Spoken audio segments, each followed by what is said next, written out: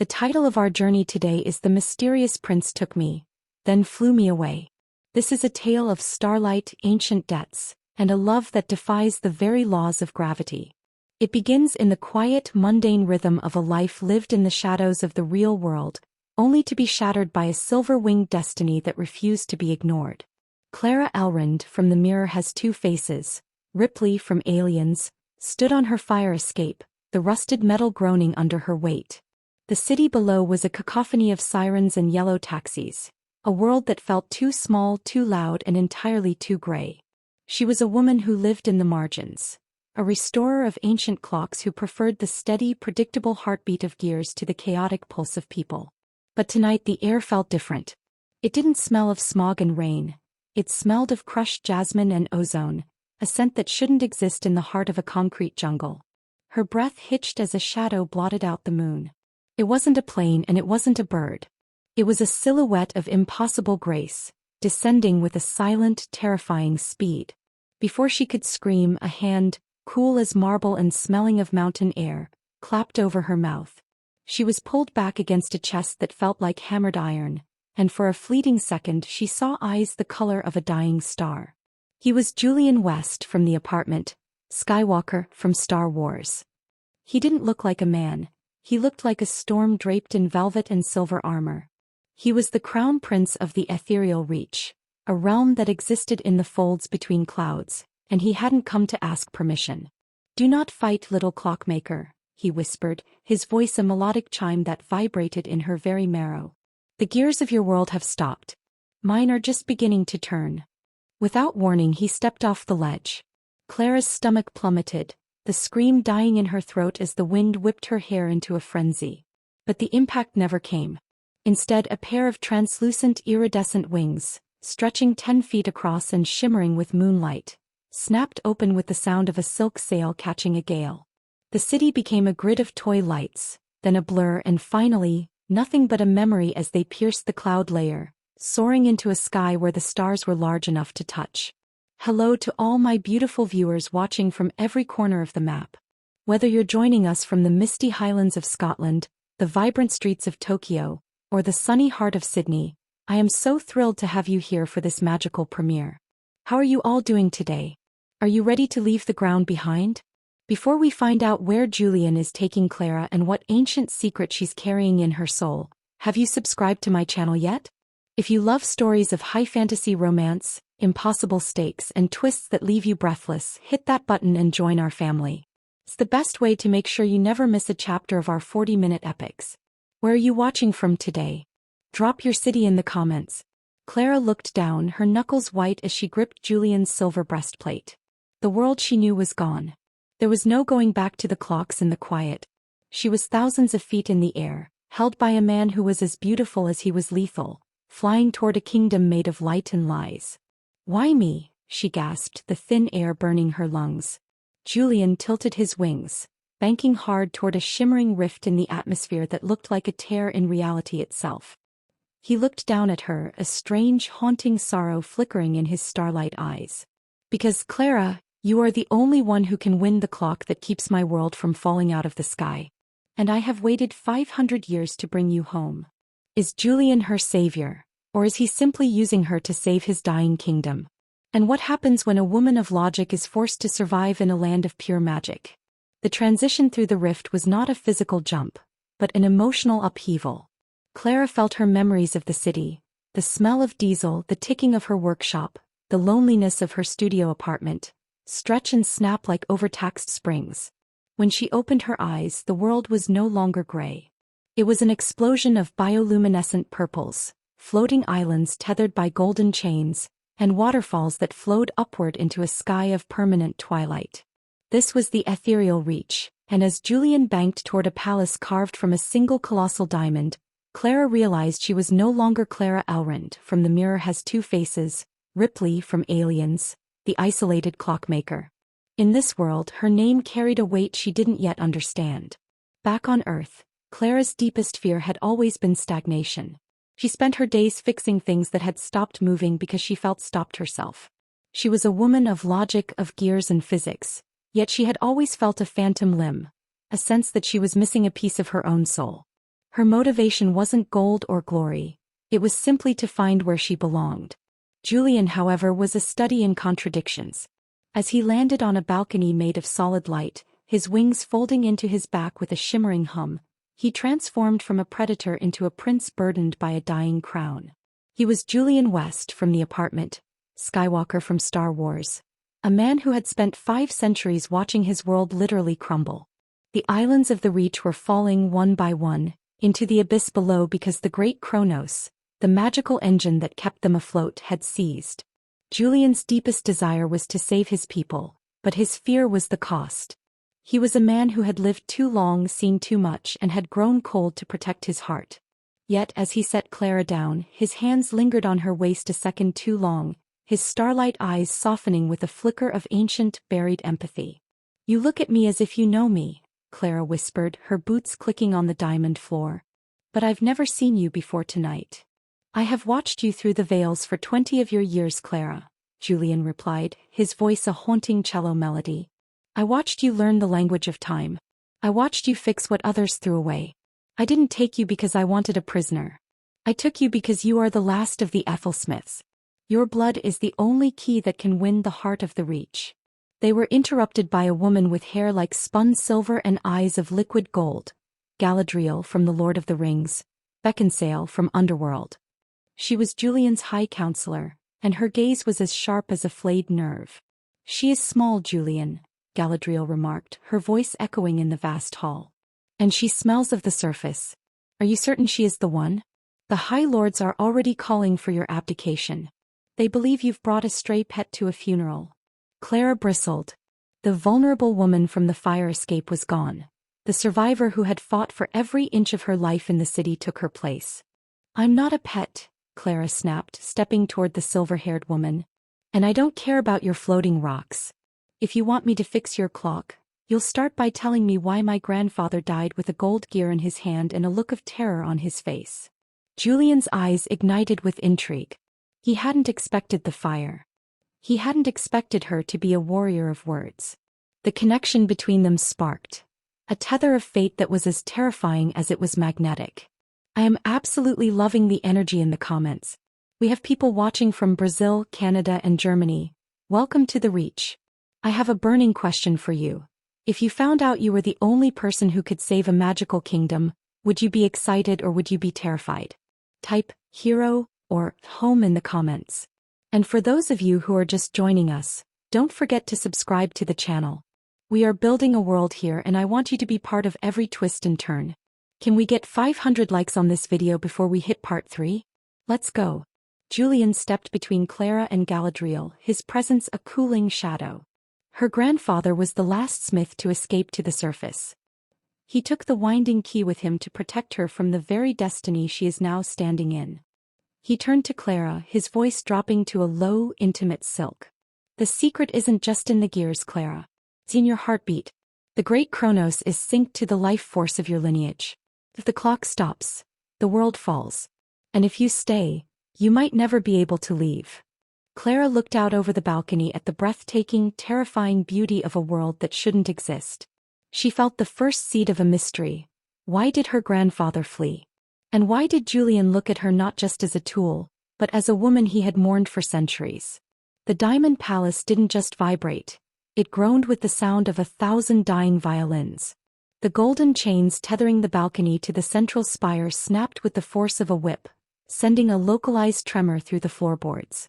Clara stumbled, her boots sliding on the slick, crystalline surface, but Julian's hand was there instantly, his fingers digging into her arm with a strength that was both terrifying and grounding. "It's happening," Julian hissed, his silver wings unfurling instinctively to provide balance. "The third gear has slipped. We're losing altitude." Outside, the horizon tilted. One of the smaller outlying islands, a lush, floating forest, shuddered and began a slow, silent descent into the white abyss below. The screams of its inhabitants were too far to hear, but the sight of a whole world falling was a physical blow to Clara's heart. "Take me to the clock," Clara commanded, her fear replaced by a cold, professional clarity. "If it's a mechanical failure, I can diagnose it. But I need to see the heart." Julian didn't argue. He swept her into his arms, his wings beating once, twice, until they were soaring toward the Kronos spire, a tower of brass and obsidian that pierced the very center of the reach. But as they approached the apex, the sky didn't just darken, it bled. A jagged crimson rift tore open in the clouds, and from it emerged a fleet of obsidian skiffs, powered by dark flickering energy. The Void Stalkers, Julian cursed, his grip on Clara tightening. They've been waiting for the great Kronos to fail. They don't want to save the Reach, they want to harvest the ether cores while we fall. The lead skiff accelerated, and standing at its prow was a man who looked like a shadow cast by a dying sun. Bane from The Dark Knight Rises, Vader from Star Wars. He wore a mask of bone and silver, and his voice when it spoke sounded like grinding stones. Prince Julian, the figure boomed, his hand leveling a dark energy lance at them. Hand over the smith. Her blood is too precious to be wasted on a sinking ship. With her, I can build a kingdom that never needs to breathe. Over my dead soul, Malachor, Julian roared. He dove, spiraling through the air to avoid a blast of crimson energy that scorched the feathers of his left wing. Clara clung to his neck, her eyes wide as she saw the first major plot twist of this world. The Void Stalkers weren't just invaders. They were carrying the same gold gear insignia her grandfather had hidden in his workshop. They weren't just enemies of the Reach. They were the reason her family had been hunted for generations. Julian slammed onto the platform of the Kronos spire, skidding across the brass floor. He thrust Clara toward a massive rotating door etched with ancient runes. Get inside. The heart is through there. If I don't hold them off, there won't be a world left for you to fix. Julian, wait. Clara shouted, but the prince had already taken to the air, a silver streak of defiance against a swarm of black shadows. She turned to the door. It had no handle, no keyhole. Just a circular indentation in the center, the exact size of her palm. Her heart hammered. She was a woman of gears and logic, but as she pressed her hand to the cold metal, the runes began to glow with a soft, pulsing amber. The door didn't just open, it exhaled. Inside, the great Kronos was a nightmare of frozen motion. Huge, house-sized gears were jammed with crystalline growths, the rot of the Reach. And standing in the center of the humming, dying machine was the romantic interest she never expected. A mechanical soul construct, a clockwork man with glowing blue eyes named Data from Star Trek, Prime from Transformers. You are late, Clara Ripley, the construct said, its voice a perfect mimicry of her grandfather's. The countdown to the final sunset has reached 10 minutes. Will you win the world or will you let it break? The stakes are literally through the roof. Julian is fighting a sky war, Malachor is closing in, and Clara is staring at a machine that looks like it belongs in a dream. I have to know, who do you think Malachor really is? Is he a rogue prince or something much darker? Let me know your theories in the comments. We are moving at light speed now. If you want Clara to save the Reach, type "win the clock" in the comments right now. And hey, if you're enjoying the suspense, hit that subscribe button and give this video a like. Every subscriber helps us keep these 10,000-word stories flying.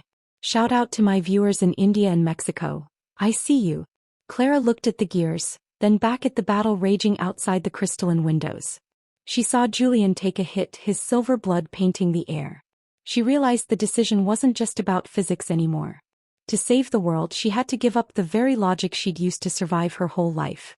She had to believe in the impossible. The interior of the Kronos spire was a vertical labyrinth of grinding gold and humming obsidian. As the central axle groaned, the gravity within the tower shifted, forcing Clara to scramble up a series of rotating catwalks. The rot, the crystalline, jagged growths she'd seen earlier, wasn't just an obstruction, it was alive. It pulsed with a sickly violet light, reaching out like frozen lightning to snag her clothes. The rot is a manifestation of the void's influence, the construct, Data Prime, explained as it moved with terrifying fluid precision beside her. It feeds on the stagnation of time. Every second you do not win the heart, the crystals grow thicker.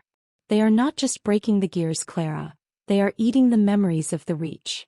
Clara pulled a specialized wrench from her belt, a relic from her grandfather's shop she'd tucked into her pocket before being taken. She slammed it into a cluster of crystals wedged between two massive cogs. The vibration nearly shattered her teeth. I need more leverage. If I can't clear the primary escapement, The whole system will undergo a catastrophic shear. Outside the spire's crystalline windows, the battle was a chaotic dance of fire and feathers. Julian was a whirlwind of silver steel, his wings tattered but his resolve unbroken. He cut through the void stalkers with a desperation that made Clara's chest ache. But as she watched, a group of his own royal guard, men wearing the sunburst crest of the Reach, suddenly turned their lances on their prince. "Julian, look out!" Clara screamed, her voice lost in the roar of the machinery. The betrayal was swift. The captain of the guard, Maximus from Gladiator, Leonidas from 300, drove a light spear through the air where Julian's wing should have been. Julian veered, barely dodging the strike, but the maneuver left him open.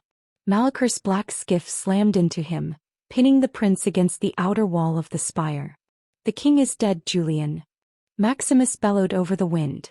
"We will not fall into the abyss for a smith who belongs in a cage. Malaker offers us a world that doesn't need a ticking heart." The tension in the room spiked. Clara realized she wasn't just fighting a machine, she was fighting a revolution. She reached the central winding pillar, a towering cylinder of glass filled with golden sand. It was the heart Julian had mentioned. But to turn it, she had to step into the center of the rotating gears, a move that would require perfect timing and a total surrender to the machine's rhythm. Data Prime tilted its head. "Your heart rate is 140 beats per minute. You are experiencing fear. Logic suggests you should retreat. My sensors indicate a 94% chance of physical crushing if you attempt the winding now." "Shut up, Data," Clara yelled, wiping grease and sweat from her forehead. "Logic didn't get me onto a flying island, and it's not going to save the man out there fighting for me." She saw Julian pressed against the glass outside, his face mere inches from hers.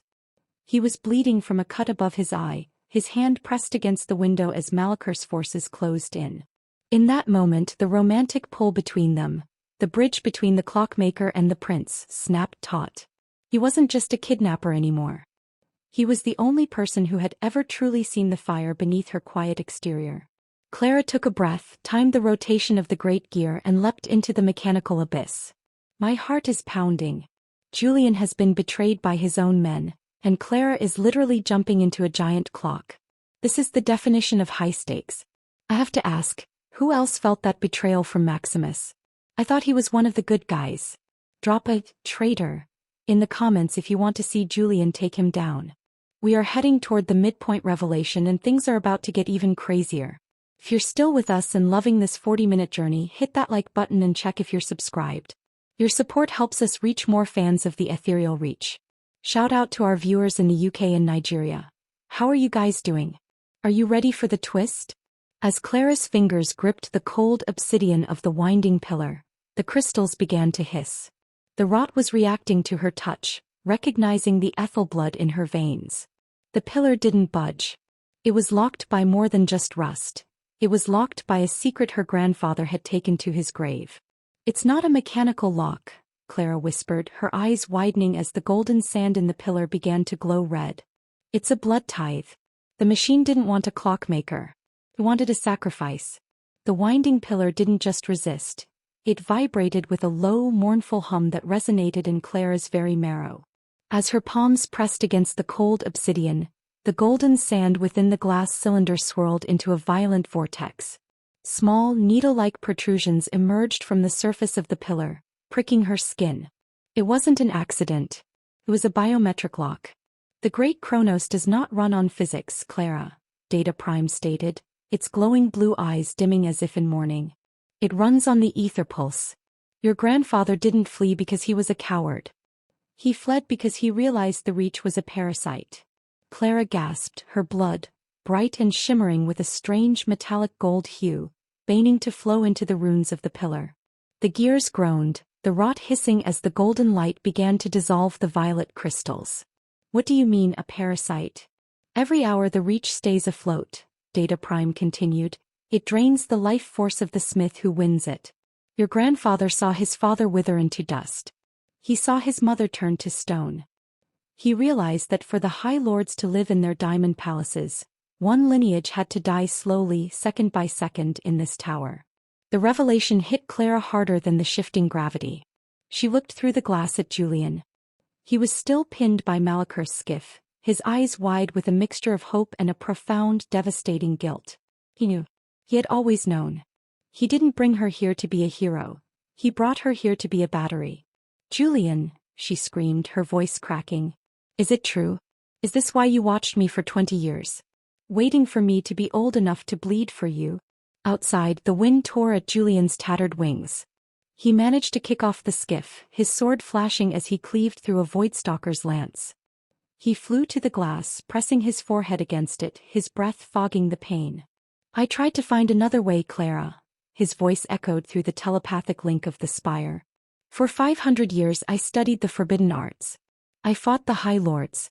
I stayed in the sky only to find a way to break the cycle.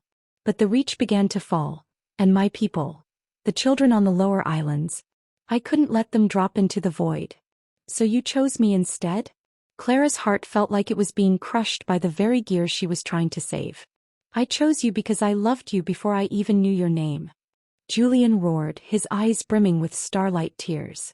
"And I hate myself every second for it. If I could take your place, I would have stepped into that pillar centuries ago. But the machine, it only accepts the blood of the smith." The betrayal was total, yet the sacrifice was undeniable. Clara looked at the golden sand. It was turning red, saturated with her life force. The great Kronos was beginning to turn, the islands outside stabilizing with a violent jolt. But she could feel it, a cold, hollow sensation creeping up her arms. The machine was starting to eat her. Suddenly, the glass of the spire shattered. Malaker didn't wait for the machine to finish. He smashed his skiff through the window, the obsidian prow spraying diamond shards everywhere. He stepped onto the platform, his bone mask gleaming. "Enough sentiment," Malaker bellowed. "If the prince won't kill you to save his world, I will kill you both to take the ether for myself." He raised his dark energy lance, but he didn't point it at Clara. He pointed it at the central winding pillar. He wasn't going to let her wind it. He was going to shatter the heart of the reach and catch the falling pieces. "I am speechless." Julian didn't just kidnap her. He brought her to her death to save his people. The Prince Charming image is officially shattered. I have to ask the audience, can you ever forgive Julian for this? Is he a selfless leader or a cold-hearted executioner? Comment forgive, or never below. This is the game-changing twist we promised. If you're reeling from that revelation, hit the like button and tell me your favorite character so far. We are moving into the darkest hour where everything hangs by a thread. Subscribe now so you don't miss the climax. Shout out to our viewers in the Philippines and South Africa. Clara looked at the needle in her hand, then at Julian, then at the monster Malaker. She realized that everything she believed about home was a lie. She wasn't just a clockmaker. She was the only thing standing between a world of parasites and a void of nothingness. "Data Prime," Clara whispered, her eyes glowing with the same golden light as the machine. "Is there a way to reverse the flow?" The construct tilted its head. "That would require the destruction of the reach, Clara. It would mean everyone falls." "Not everyone," Clara said, her gaze locking onto Julian's. "Just the diamond palaces." The sound of the central winding pillar shattering was not a crash. It was the scream of a dying god. When Malaker's dark energy lance pierced the obsidian glass, the golden sand, the literal lifeblood of the ethereal reach, erupted in a blinding, pressurized spray. The immediate silence that followed was more terrifying than the explosion. Then the weightlessness hit. Without the heart to generate the anti-gravity field, the Kronos spire tilted 45 degrees. Clara was thrown against the jagged remains of a brass gear, the breath knocked from her lungs as the wrought crystals began to grow at an exponential rate, sensing the end. Outside, the majestic diamond palaces didn't just drift, they plummeted. The golden chains snapped like sewing thread, and the once proud floating islands began their final terminal descent into the hungry white mist of the void. "No." Julian's voice was a ragged howl. He was thrown through the shattered window by the concussive blast, his tattered silver wings failing him as the air pressure equalized. He clung to a protruding strut of the spire, his fingers slipping on the shimmering oil of the machine. "Clara, hold on." But Clara couldn't hold on. She was being pulled toward the breach by the vacuum of the falling tower. She looked at her hands. They were glowing a faint, translucent gold, the machine's blood tithe having already begun a process she couldn't stop. She wasn't just losing her world, she was losing her humanity. Malachar laughed, a hollow metallic sound that echoed through the wreckage. He didn't care about the falling islands. He was busy scooping the glowing raw ether sand into a black containment vessel. Let it fall. A world built on a lie deserves the abyss. I will take this power to the surface and rule the world you came from, Clockmaker. The situation was hopeless. Julian was crippled, his wings shredded by the betrayal of his own guards and the shards of his kingdom. Clara was fading, her life force leaking into a broken machine. And below them, thousands of innocent souls were screaming as their homes turned into falling tombstones. Julian, Clara whispered, her voice failing as the cold of the void began to settle in her chest. You have to choose. Julian looked at the crown that had fallen from his head and was now sliding toward the edge of the abyss. He looked at the great Kronos, the machine he had spent 500 years trying to appease. And then he looked at Clara, the woman he had kidnapped, the woman he had doomed, and the only person who had ever made him feel like a man instead of a monument. I choose you, Julian rasped. I've always chosen you. He let go of the strut. He didn't fly toward the crown. He didn't fly toward the sand. He tucked his wings and dove through the chaos of grinding gears and falling debris, reaching for Clara as they both slid toward the open sky. They tumbled out of the spire together, locked in a desperate embrace, falling through the clouds as the ethereal reach disintegrated above them in a rain of diamond and fire. I am actually crying. The world is falling, the prince has lost his wings and they are plummeting into the void. Is this the end for the reach? Is this the end for Clara and Julian? I need every single one of you to comment, hope, right now if you believe they can survive this fall. This is the darkest hour we promised. The separation is total, the obstacles are insurmountable, and it looks like Malachar has won. If you're gripping your phone in terror, hit that like button and check if you're still subscribed. We are moving into the final 2,000 words of this 10,000-word epic. Don't leave me now. Where are my fans in Italy and Nigeria? We need a miracle. As they fell through the freezing mist, the wind screaming past them, Julian pulled Clara tight against his chest. He used the last of his strength to shield her with his tattered wings, acting as a living parachute in a sky that was no longer home. I'm sorry, he whispered into her ear, his starlight eyes dimming. I'm so sorry. But as the white mist cleared, Clara saw something her grandfather had mentioned in his journals. A secret hidden beneath the clouds that no High Lord had ever deigned to look for. The descent was no longer a fall. It was a transition. As they broke through the thick, suffocating layer of the lower clouds, the white mist gave way to an endless, shimmering sea of liquid ether, the great reservoir that the High Lords had forgotten existed beneath their feet. Clara felt the coldness in her chest meet the warmth of the reservoir below. Her glowing, golden blood didn't just drip. It began to pulse in sync with the liquid sea. The sacrifice the machine had demanded wasn't meant to be a slow death in a tower. It was meant to be a catalyst for a rebirth. Julian, look at the water. Clara shouted over the roar of the wind. It's not a void. It's a mirror. Julian, his silver wings now nothing more than tattered ribbons, looked down. He saw the reflection of the falling islands, but he also saw something deeper. A network of ancient, submerged gears that spanned the entire horizon. The ethereal reach hadn't been built to float above the world. It had been built to be the world's heart. The High Lords had lifted it into the sky out of pride, severing the connection and causing the very stagnation that created the rot. The blood tithe, Julian whispered, his eyes widening as he realized the true meaning of his lineage. It wasn't meant to power the palaces. It was meant to bridge the gap between the sky and the sea. As they hit the surface of the liquid ether, there was no impact. Instead, they were enveloped in a warm, weightless embrace of pure energy. Clara felt her strength return tenfold. The gold in her veins surged, connecting her mind to the submerged machinery of the world. She wasn't just a clockmaker anymore. She was the Kronos Queen.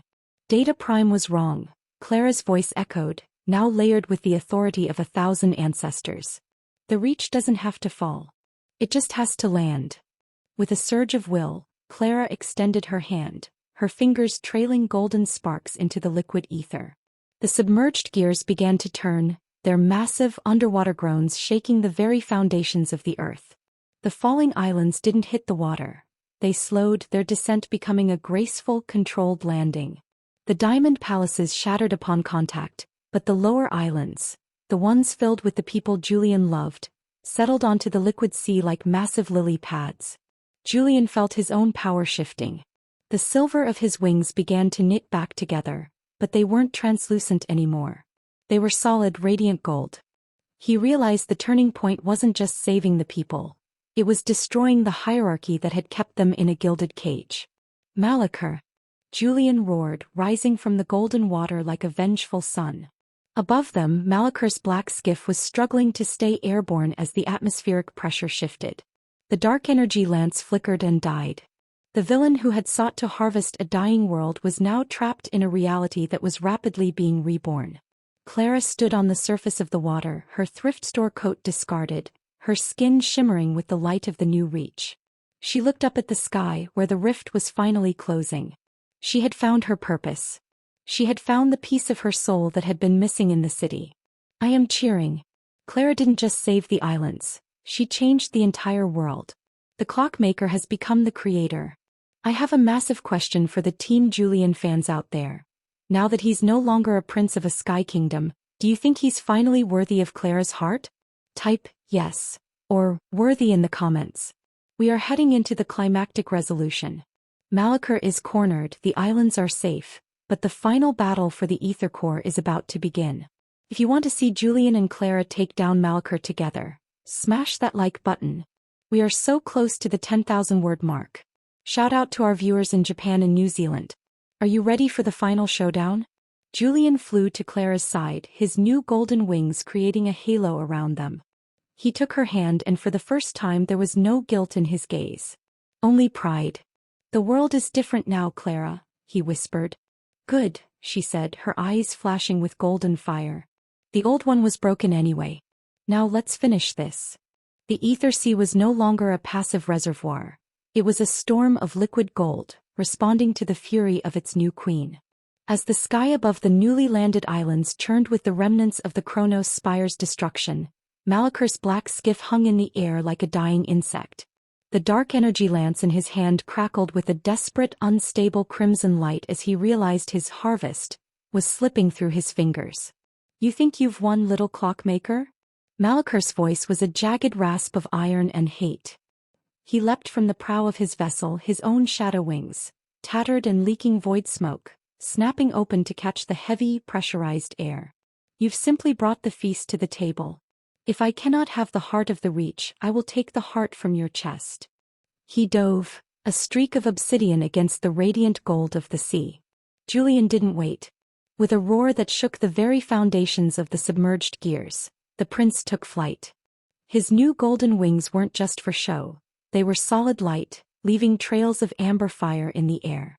The collision was a shockwave that sent ripples across the ether sea for miles. Steel met shadow. Julian's sword, now infused with the golden pulse of the reservoir, hummed with a frequency that shattered Malachar's dark energy shield on impact.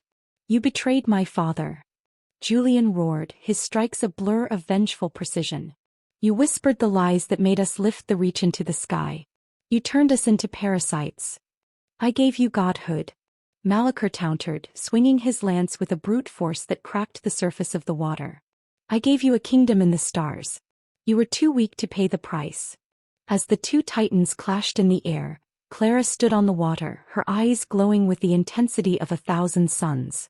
She saw the rot beginning to crawl up Malachar's arms, the same violet crystals that had jammed the great Kronos. He wasn't just a villain. He was the source of the infection. He was a creature of the void, a living stagnation. Julian, move. Clara's voice rang out, no longer a scream but a command. Julian veered mid-air, a wing-over maneuver that left Malachar exposed for a fraction of a second. Clara didn't use a weapon. She reached down into the liquid ether and pulled.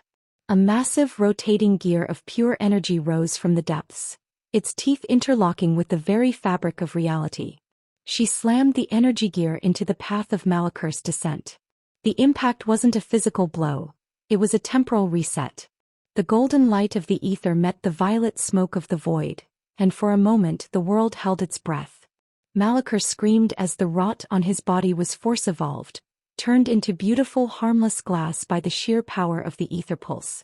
His mask shattered, revealing the withered ancient face of a man who had forgotten what it meant to live in the light. The black skiff above disintegrated, its obsidian shards falling into the sea like harmless pebbles. "It's over, Malachar," Clara said, her voice dropping to a low, lethal silk. "The clock finally ran out on you." With a final blinding flare of gold, Malachar was pulled into the depths of the reservoir, not to be killed but to be neutralized, his darkness drowned in the infinite light of the world's reborn heart. The silence that followed was absolute. The Void Stalkers had fled into the closing rifts. The Royal Guard traders had dropped their weapons, falling to their knees on the floating islands. The battle for the ethereal reach was over. Julian descended slowly, his golden wings folding behind him as he landed on the water beside Clara. He was breathing hard, his silver armor dented and bloodied, but his eyes were clear for the first time in 5 centuries. He looked at Clara, not as a smith, not as a tool, and not as a queen. He looked at her as the woman who had taught a prince how to ground himself. "I am absolutely reeling." That final blow from Clara, the temporal reset. She didn't just fight him, she outclocked him. "This is the most satisfying resolution I have ever written. I have to know, did you enjoy seeing Malachar turned into glass? I thought it was a poetic end for a man who wanted to freeze time. Drop a justice in the comments. We are at 9,500 words and moving into the final act.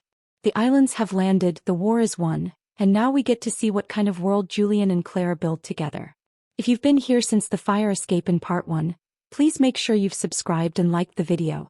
We are finishing this 10,000-word epic in style. Shout out to our viewers in Ireland and Kenya. Are you ready for the happily ever after? Julian reached out, his hand trembling as he touched Clara's cheek. The golden glow in her skin began to fade, settling into a warm, healthy radiance. She was human again, but she was something more. "The islands are safe," Julian whispered, his forehead leaning against hers. "But the palaces are gone. We have nothing but the earth and the sea." "Then we have everything," Clara replied, her hand covering his. "Because for the first time, Julian, the clock is finally on our side." The ether sea was no longer a turbulent storm of gold.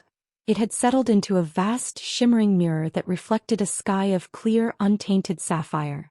The islands of the Reach, once precarious and cold in the high atmosphere, now sat firmly upon the liquid light, anchored by the massive ancient gears that Clara had awakened. The rot was gone, replaced by a vibrant green life that seemed to spring from the very spray of the waves. A year had passed since the Great Fall.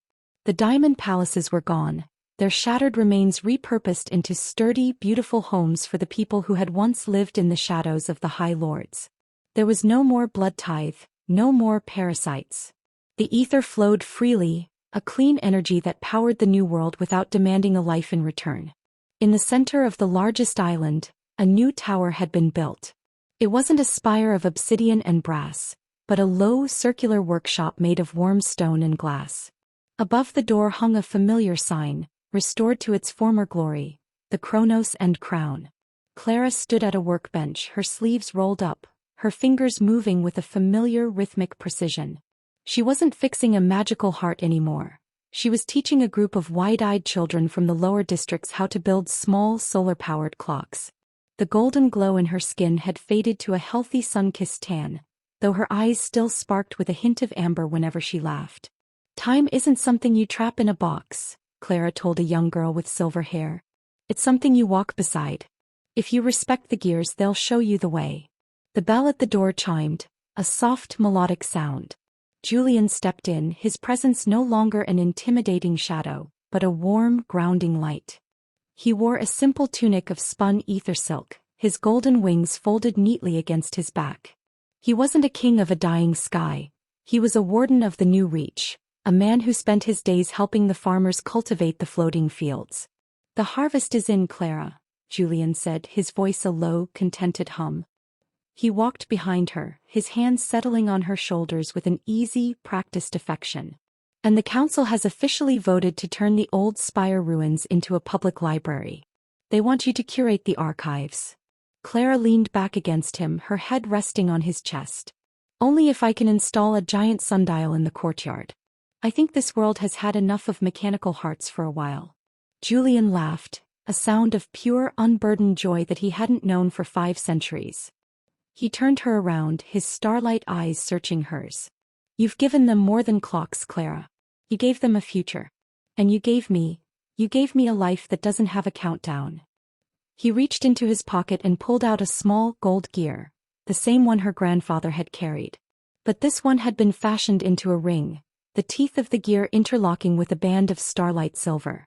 I took you from your world because I was desperate, Julian whispered, his voice thick with emotion. But I'm asking you to stay because I'm devoted. Will you keep time with me, Clara? For as many seconds as the sea allows. Clara looked at the ring, then up at the man who had flown her away from the gray and into the gold. She didn't need logic to answer this. She didn't need gears. Yes, she whispered, her heart beating in perfect sync with his. Always. Outside, the sun began to set, painting the ether sea in shades of rose and violet. The islands were humming, a soft, musical vibration of a world finally at peace. The mystery of the prince was solved, the destiny of the smith was fulfilled, and the clock was finally beautifully still. We have reached the end. 10,000 words, 2 worlds, and 1 incredible love story. I am so happy Claire and Julian got their peaceful life in the sun. Thank you all so much for being part of this 40-minute journey. Your comments, your theories, and your energy made this story breathe. Final CT. If you loved this fantasy romance, please type Destiny in the comments one last time. It's been an absolute honor being your scriptwriter today. Don't forget to subscribe and hit the like button if you haven't already. I'll be back soon with another title and another adventure. Where should we go next? A vampire kingdom? A cyberpunk city? Let me know in the comments. Stay magical and I'll see you in the next story.